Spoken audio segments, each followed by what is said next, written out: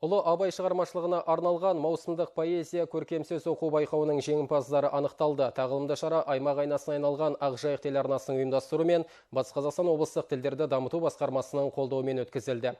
Жеңімпаздар алғыс хаттармен және Орал гуманитарлық колледжінің демеушілігімен арнайы сыйлықтармен марапатталды. Келесі сюжетте.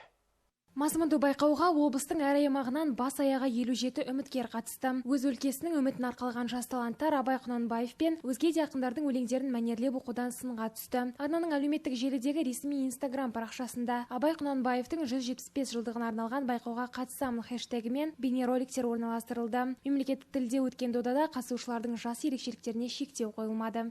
Маусымдық поэзия байқауына көптеген қатысушылар белсенділік танытты. Байқауға 3-4 жастан бастап қатысқан бүлдіршіндерден бастап әртүрлі сала мамандары да бірге қатысты.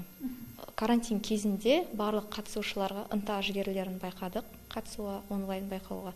Алдағы күндері біз жоспарда басқа байқаулар ұйымдастырамыз деп жоспарлап отырмыз. Таланттардың талабын әділ бағалау үшін Қазылар алқасының құрамына облыстық тілдерді дамыту басқармасының, Махамбет Өтемісұлы атындағы Батыс Қазақстан университетінің және телеарна өкілдері кірді. Қазылар алқасы қатысушылардың оқу шеберлігімен қатар дауыс мәнеріне және тіл тазалығына, бейнероликтің мазмұны мен сапасына баса назар аударды.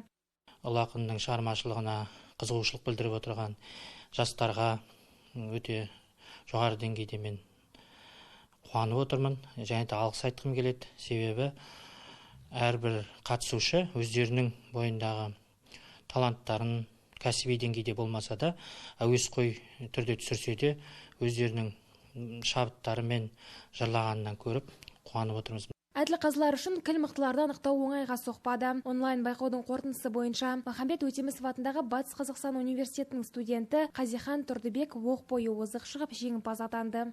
Өзім шығармашылықпен алсам, жазба ақынмын, өлең шығарам, жыр мүшәйраларын біразын жүлдені иелендік.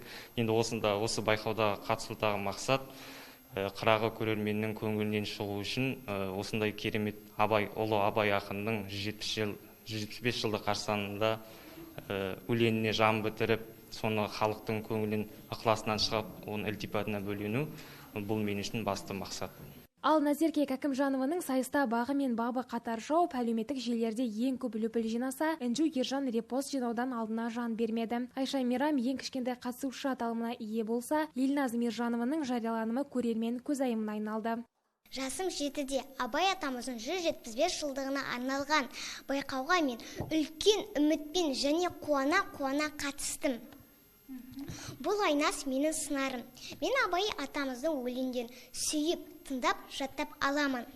Гүлсара Мұрат, Рүстем Исжан, Файдос Қисымов, Ақжайық телеарнасы.